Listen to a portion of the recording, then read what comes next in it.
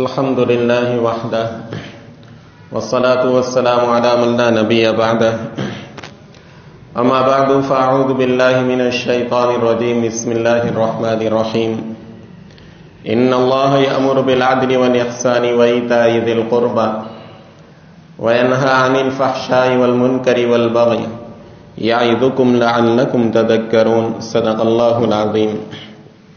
معزز علماء کرام، بزرگوں اور دوستوں، پچھلی جمعہ اور اس سے اگلی جمعہ کو اس آیت کے متعلق جس میں اللہ تعالیٰ نے 3 باتوں کا حکم دیا ہے اور 3 باتوں سے منع کیا ہے، اس میں سے 4 باتوں کے متعلق کچھ عرض کیا جا چکا ہے۔ وہ 3 باتیں جس سے اللہ منع فرماتے ہیں وہ یہ ہے وَيَنْهَى عَنِ الْفَحْشَاءِ وَالْمُنْكَرِ وَالْبَغْيِ۔ فحشا کے متعلق گزشتہ جمعہ کو کچھ عرض کیا جا چکا ہے آپ کے خدمت میں۔ وہ 3 باتیں جس میں دوسرے نمبر پر جس سے منع کیا گیا ہے وہ منکر ہے کہ اللہ پاک منع کرتے ہیں، روکتے ہیں بے حیائی کے کاموں سے اور منکر سے، یعنی ہر ایسی بات سے جو خلاف شرع ہو، ہر ناجائز کام سے اللہ روکتے ہیں، اللہ منع کرتے ہیں۔ اب ظاہر ہے کہ جتنی بھی بے شرمی کی باتیں ہیں، وہ کام جس میں بے شرمی کا پہلو شامل ہے وہ منکر میں آ ہی جاتا ہے، لیکن اس کی قباحت کو مزید ظاہر کرنے کے لیے اللہ نے مستقل فحشا کو الگ طور پر بیان کیا، اور دوسرے نمبر پر جس سے روکا گیا وہ منکر ہے کہ اللہ پاک ہر قسم کے ناجائز کاموں سے روکتے ہیں، منع فرماتے ہیں۔ اب ناجائز کام جس کو اللہ تعالیٰ نے قرآن میں اس کے بارے میں منع فرمایا ہو یا اس پر وعید ارشاد فرمائی ہو، اس کے کرنے والے پر لعنت ارشاد فرمائی ہو، اللہ کے رسول صلی اللہ تعالی علیہ وسلم نے جن کاموں سے منع فرمایا ہو، جو کام بھی خلاف شریعت ہو، منکر کے اندر وہ سب آ جاتے ہیں کہ اللہ پاک ان تمام باتوں سے منع فرماتے ہیں، اللہ پاک تمہیں روکتے ہیں۔ جیسے میں نے کہا شروع کے اندر کہ یہ آیت جو ہے حضرت عبداللہ ابن مسعود رضی اللہ تعالیٰ عنہ فرماتے ہیں کہ اس میں دنیا بھر کی ساری خیر یہ آیت کو لیے ہوئے ہیں۔ بعض سلف سے منقول ہیں کہ اگر ہدایت کے لیے اور انسانوں کی رہنمائی کے لیے یہی ایک آیت اترتی تو یہ کافی تھی۔ اس میں اللہ پاک نے بڑی جامعیت کے ساتھ کرنے کے کاموں کو کرنے کا اور نہ کرنے کے کاموں سے بچنے کا خاص طور پر اہتمام فرمایا ہے کہ اللہ پاک ہر قسم کے ناجائز کام سے منع کرتے ہیں۔ اب ظاہر ہے کہ ایک بات اللہ پاک منع کرے کہ اس سے رک جاؤ تو یہ بہت بڑی بات ہے۔ ایک بات جو ہے وہ عام پالیکا کا کوئی چپراسی کہے یا کوئی معمولی سا جو ہے وہ سرکاری آدمی کہیں، سرکاری عہدے والا، اتنا اثر اس کا اثر ہوتا ہے، لیکن اگر ایک بات وزیر اعظم کہے ملک کا تو اس بات کا بڑا اثر ہوتا ہے، اور اس بات کا اثر پورے ملک کے اوپر پڑتا ہے۔ ملک کا مزاج وہ بنتا ہے جو وزیر کا مزاج ہوتا ہے، اور وزیر جن باتوں سے منع کرتا ہے عوام اور لوگ اس کو توجہ سے سنتے ہیں کہ وزیر اعظم کا، وزیر اعلیٰ کا یہ حکم ہے، تو یہ احکم الحاکمین کا حکم ہے۔ ان اللہ یأمر، یہ کہہ کر اس کی اہمیت کو بتلا دیا کہ یہ آرڈر دینے والی ذات کون ہے۔ یہ آرڈر دینے والا کوئی دنیاوی قانون، دنیاوی کورٹ، دنیاوی کوئی چپراسی، دنیا کا کوئی وزیر نہیں، بلکہ وہ بادشاہوں کا بادشاہ احکم الحاکمین ہے کہ جس کی بات کو رد نہیں کیا جا سکتا۔ اس نے ایک بات حلال کہہ دی، اگر کوئی آدمی اس کو حرام کہے وہ ہمیشہ کی جنت کا مستحق بن جائے گا، اگر توبہ نہیں کرتا ہے وہ ایمان سے نکل جائے گا۔ جس کام کو اللہ پاک نے ناجائز قرار دیا، اگر کوئی آدمی یوں سمجھے کہ یہ کام جائز ہے وہ ایمان سے نکل جائے گا، اور اگر توبہ نہیں کی، دوبارہ کلمہ نہیں پڑھا، ایمان نہیں لایا، تو یہ دائمی دوزخ کا مستحق بن گیا۔ تو یہ اللہ کے امر کا، اللہ کے حکم کا یہ آرڈر ہے۔ ان اللہ یامر بالعدل والاحسان وایتاء ذی القربى وینہی عن الفحشاء والمنکر، کہ اللہ حکم دیتے ہیں ان باتوں کا اور اللہ منع کرتے ہیں ان باتوں سے۔ ان اللہ کہہ کر اس کی اہمیت کو بتلا دیا کہ اس کو معمولی اور سرسری مت سمجھو، ان قوانین اور ضابطوں کو جو شریعت کے ہیں وہ انسانی ضابطوں اور قوانین کی طرح مت سمجھو کہ جی میں آیا تو قبول کیا، نہیں آیا تو قبول نہیں کیا۔ یہ کوئی پنچایت کا فیصلہ نہیں ہے کہ جس کو اگر چاہا تو قبول کیا، جس کو چاہا تو رد کر دیا۔ یہ احکم الحاکمین کا آرڈر ہے۔ تو اسی آرڈر میں اللہ فرماتے ہیں ینہی عن الفحشاء والمنکر والبغی، اللہ پاک ہر قسم کے بے حیائی کے کاموں سے، ہر قسم کے ناجائز کاموں سے اللہ روکتے ہیں۔ ان ناجائز کاموں کے اندر جھوٹ بولنا، غیبت کرنا، زنا کرنا، اور اسی طریقے سے وہ کام جس کو عام طور پر مسلمان جانتے ہیں، سود کھانا، حرام کا کھانا، جو دھوکہ دینا، یہ سب حرام کام ہیں جتنے بھی، ان تمام باتوں سے اللہ منع فرماتے ہیں۔ اور تیسرے نمبر پر جس بات سے اللہ نے منع فرمایا والبغی، کہ اللہ پاک ظلم سے، زیادتی سے روکتے ہیں۔ ظلم کرنا یہ بھی منکر ہے، یہ بھی ناجائز ہے، لیکن بغی اور زیادتی کو کہتے ہیں کہ جس کا تعلق دوسرے کے حقوق سے ہو۔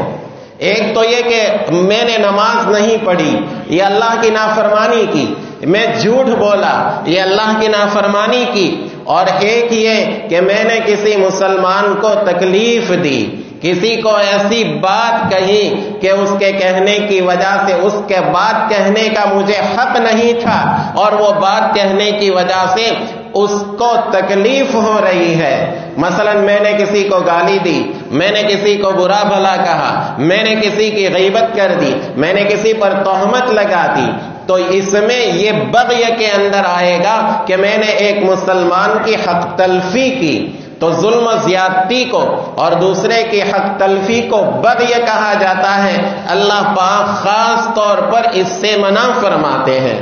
اور بغی اسی کو ظلم کہا جاتا ہے، دوسرے کے حق کو مارنا، دوسرے کی حق تلفی کرنا، اور اس قسم کی بات جو ہے وہ کرنا کہ جس کی وجہ سے دوسرے کی حق تلفی ہو، دوسرے کو تکلیف پہنچتی ہو، یہ تمام باتیں بغی کے اندر اور ظلم اور زیادتی کے اندر شمار ہوگی۔ اور اللہ کے نبی صلی اللہ تعالی علیہ وسلم نے ارشاد فرمایا اتقوا الظلم، کہ ظلم کرنے سے بچو، فإن الظلم ظلمات یوم القیامہ، اس لیے کہ ظلم یہ قیامت کے دن تاریکیوں کی شکل میں اختیار کر لے گا۔ قرآن کریم کے اندر ایمان والوں کے بارے میں آتا ہے کہ قیامت میں پل صراط کی طرف جانے سے پہلے اندھیریاں ہوگی، سخت اندھیریاں۔ اب ایسی حالت میں وہاں سے گزرنا اگر ہے تو اہل ایمان کے بارے میں آتا ہے، اللہ پاک ارشاد فرماتے ہیں یوم تری المؤمنین والمؤمنات یسعی نورہم بین ایدیہم وبایمانہم، یہی نور ایمان، یہی اعمال کا نور ان کے آگے، ان کے داہنی طرف جو ہے وہ روشنی کر کے ان کی رہنمائی کرے گا، پل صراط کی اندھیریوں پر یہ کام آئے گا۔ لیکن اللہ کے نبی صلی اللہ تعالی علیہ وسلم ارشاد فرماتے ہیں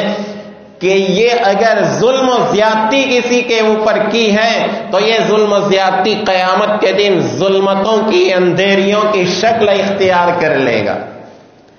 اور بعض احادیث سے معلوم ہوتا ہے کہ اللہ پاک دنیا کے اندر دو گناہ ایسے ہیں کہ جن کا آخرت میں تو اس کا وبال ہے ہی، اس کی سزا اللہ اگر معاف نہ کرے تو بھگتنا ہے ہی، لیکن دنیا کے اندر بھی بہت جلد اس کی سزا مل جاتی ہے۔ وہ گناہ وہ ہے قطع رحمی، رشتہ داروں سے قطع تعلق کرنا، رشتہ داروں کی حق تلفی کرنا، اور دوسرا گناہ ظلم ہے کہ ظلم کا بدلہ اکثر دنیا کے اندر مل جاتا ہے۔ لہذا اس سے خاص طور پر بچنے کا اور خاص طور پر بچنے کا اہتمام کرنے کی ضرورت ہے۔ ہم سے اگر اللہ کی نافرمانی ہو گئی،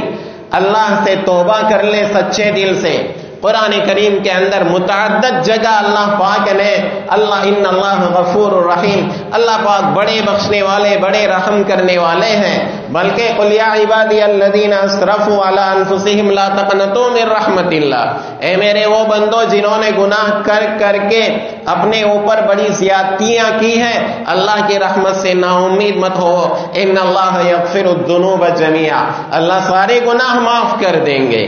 لیکن جہاں پر حقوق العباد کا تعلق ہے، جہاں پر بندوں کا حق متعلق ہو جاتا ہے، اگر ہم نے کسی کا حق مارا تو پھر اس صورت کے اندر یہ بڑا سنگین معاملہ ہے کہ قیامت کے دن اللہ کے نبی صلی اللہ تعالی علیہ وسلم کی مشہور حدیث ہے، فضائل کی کتاب میں تعلیم کے اندر ہم سنتے چلے آ رہے ہیں، اللہ کے نبی صلی اللہ تعالی علیہ وسلم نے فرمایا صحابہ سے کہ بتاؤ مفلس کون ہے؟ صحابہ نے عرض کیا کہ ہم میں سے مفلس تو اس کو جانتے ہیں جس کے پاس روپیہ پیسے نہ ہو۔ اللہ کے نبی صلی اللہ تعالی علیہ وسلم نے فرمایا میری امت کا حقیقی مفلس وہ ہے کہ جو قیامت کے دن اعمال کے ڈھیر لے کے آیا ہوگا، اعمال کے، نمازوں کے ڈھیر، صدقات کے ڈھیر، زکوٰۃ کے ڈھیر، مختلف اعمال کے ڈھیر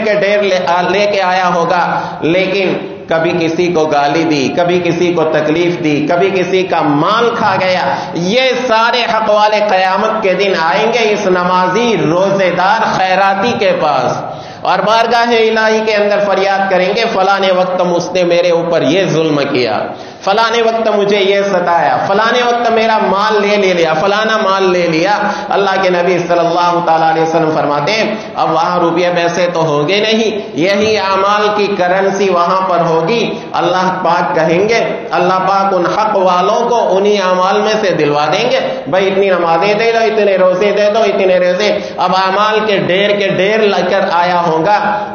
لیکن حق والوں کی ایک لائن لگی ہوئی ہوگی۔ بعض مرتبہ آدمی اپنی دولت کے نشے میں، اپنے عہدے کے نشے کے اندر، یا اپنا جو ہے معاشرے کے اندر ایک جو مقام ہوتا ہے اس نشے کے اندر پتہ نہیں کن کن لوگوں کو کیا کیا کہہ دیتا ہے اور کن لوگوں پر کس قسم کے ظلم کر دیتا ہے، اور وہ اپنے آپ کو نمازی، تہجد گزار سب کچھ سمجھتا ہے، لیکن اللہ کے ان بندوں کو حقیر سمجھنے کی وجہ سے ان پر ظلم و زیادتی کرنے کو، ان کی غیبت کرنے کو، ان کو برا بھلا کہنے کو وہ جائز سمجھتا ہے کہ میرے لیے جائز ہے، یہ تو گھٹیا آدمی ہے، یہ بے نمازی ہے، یہ تو شرابی ہے، یہ فلانا ہے۔ یاد رکھیے حقوق العباد کے اندر اگر ہم نے کہ کسی بڑے سے بڑے بزرگ کا 1 روپیہ جو ہے وہ لیا اور کسی چور کا 1 روپیہ لیا، دونوں کے اللہ کے یہاں وہاں فیصلہ ہونا ہے، دونوں کے حق کو وہاں ہم کو ادا کرنا ہے۔ لہذا کسی کے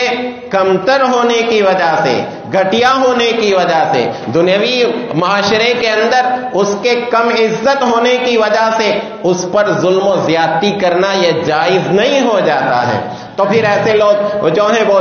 سارے اعمال کا ڈھیر لے کر آئیں گے،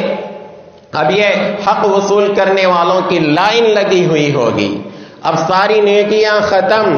بڑے بڑے اعمال لے کر آئے سارے ختم، اور ابھی حق مانگنے والوں کی قطار لگی ہوئی ہوگی۔ اب کیا کیا جائے؟ نیکیاں تو ساری ختم ہو گئی، اب کیا کیا جائے گا؟ حق والے باقی ہیں، کہا ان حقوق والوں کے گناہ کا بوجھ اس کے اوپر ڈالو، اور وہ بوجھ اس کے اوپر ڈالا جائے گا، اور ان گناہوں کو بوجھ کو لاد کر نعوذ باللہ وہ جہنم کے اندر ڈالا جائے گا۔ اللہ کے نبی صلی اللہ تعالی علیہ وسلم نے فرمایا میری امت کا مفلس یہ ہے۔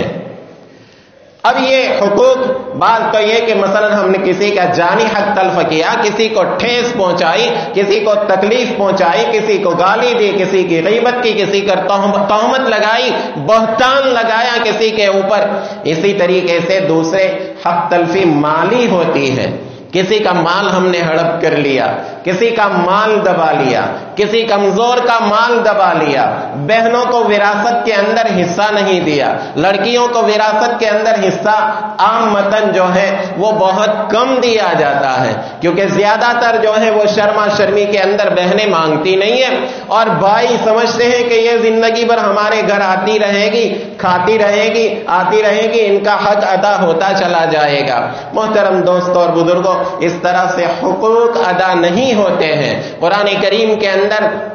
اللہ پاک نے جو ہے اس کے بارے میں فرمایا کہ بھئی عورتوں وَلَهُنَّ مِثْلُ الَّذِي علیہن بالمعروف، جیسے مردوں کا حق ہے ویسے عورتوں کا بھی حق ہے وراثت کے اندر. اب وراثت کے اندر بعض مرتبہ بڑا بھائی ہڑپ کر لیتا ہے، بعض مرتبہ صرف بھائی لے لیتے ہیں، بہنوں کو نہیں دیا جاتا. یاد رکھیے یہاں پر یہ بہنیں شرما شرمی میں کچھ نہیں دیکھی، لیکن وہ قیامت کا وقت وہ عالم ہوگا یفر المرء من اخیہ وامہ وابیہ وصاحبتہ وبنی، ہر ایک اپنے سے جو ہے انجانا ہو جائے گا. اور ایک باپ یہ تمنا کرے گا کہ کاش میرے بیٹے پر میرا کوئی حق نکلے، بیٹا تمنا کرے گا میرے باپ کے اوپر کوئی حق نکلے. یہ اس قسم کا معاملہ وہاں پر یہ معاملہ ہوگا، وہاں پر کوئی کسی کی مدد نہیں کرے گا. ایسے موقع پر یہ بہنیں جو ہیں وہ کھڑی ہو جائیں گی اور اللہ مظلوم سے مظلوم تر کے حق کو دلائے گا. یہاں تک کہ ایک بے جان بکری جس کو سینگ والی بکری نے، اس بکری وہ بکری جو بوڑھی ہو، جس کے سر کے اوپر سینگ نہ ہو، اس بکری کو سینگ والی بکری نے اگر مارا ہے،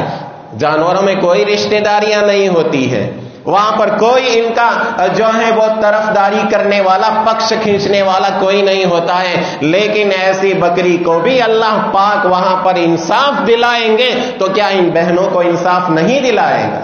مال کی حق تلفی کرنا یہ بہت بڑی خطرناک بات ہے. اسی طریقے سے زمین جائیداد کسی کی ضبط کر لینا. میں مکان بنا رہا ہوں، میرے پڑوسی کی تھوڑی سی زمین میں نے غصب کر لی،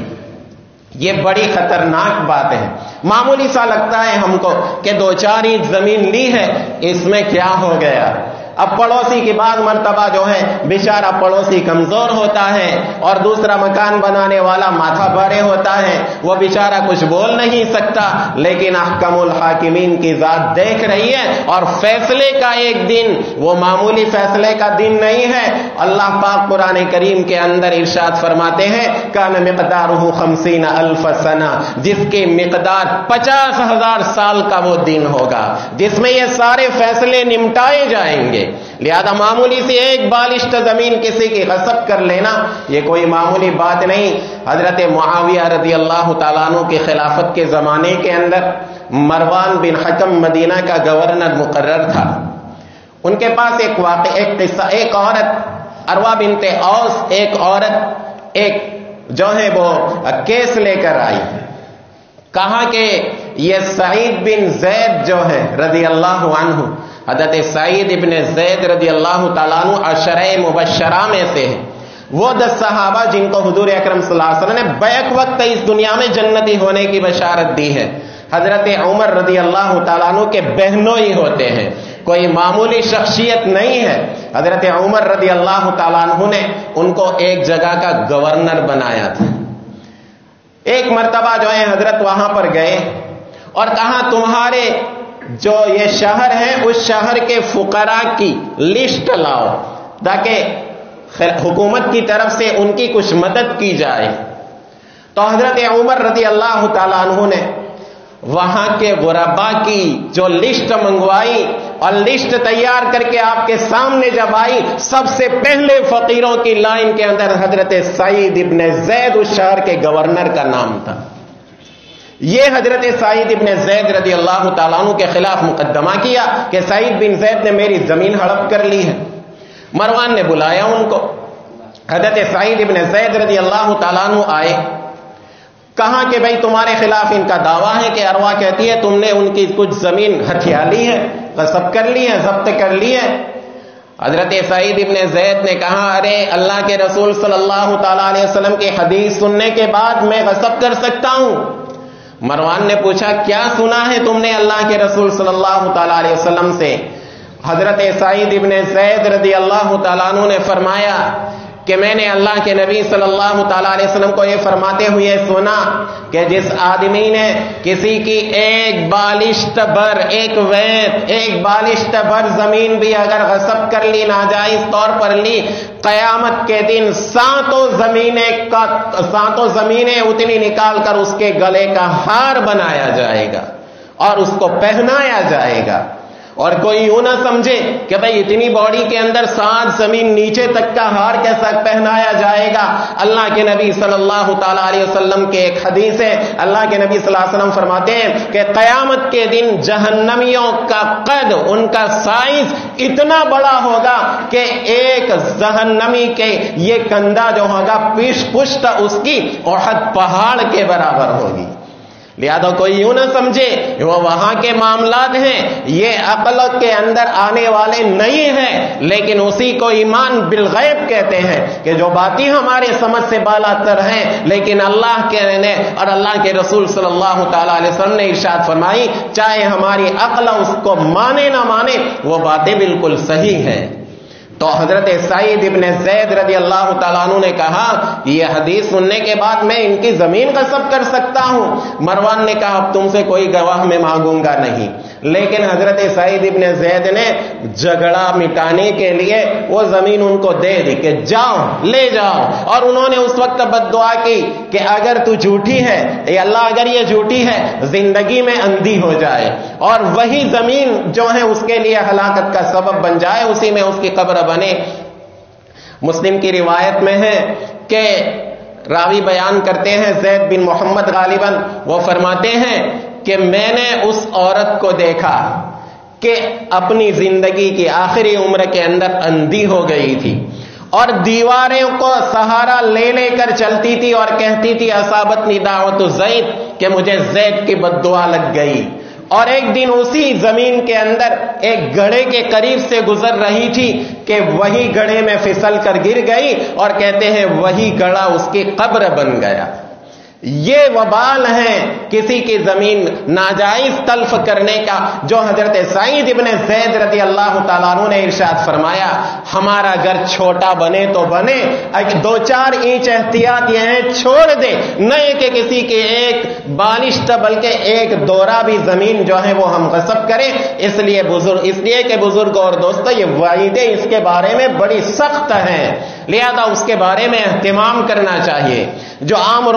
راستوں کو ہم دباتے ہیں، اس کی گنجائش کہاں سے نکلے گی؟ اسی عام راستوں پر سیڑھیاں بناؤ، اسی عام راستوں پر ہوٹلیں بناؤ، یہ اس کی گنجائش کہاں سے نکلے گی؟ اس کے بارے میں ذرا ہم سوچیں۔ اب ظاہر ہے کہ پھر یہ عام راستے اب یہ تنگ ہو جائیں گے تو جیسے دوسروں کو تکلیف ہوگی ہمارے لیے بھی تکلیف کا باعث ہوگی۔ راستے تنگ ہوتے ہوتے خدا نخواستہ ایمرجنسی میں کوئی ایمبولینس لانی پڑے، کوئی رکشہ لانی پڑے، بہت سی جگہ جو ہے وہ گھر والوں کی مہربانی، وہ مکانات والوں کی مہربانی کے نتیجے کے اندر راستے دھیرے دھیرے مختصر ہوتے جا رہے ہیں، تنگ ہوتے جا رہے ہیں، جس کے نتیجے میں آدمی خود تکلیف اٹھاتا ہے۔ لیکن چلو یہ سب ایک طرف رکھ دیا جائے، لیکن اس زمین کے اندر جو عام پبلک کا راستہ ہے اس میں ہمیں دبانے کا کہاں سے حق ہوگا؟ پڑوسی کی زمین اگر میں نے دبا لی، مجھے اللہ نے توفیق دی، ہو سکتا ہے میں اس سے معافی مانگ لوں یا اس کو دے دوں،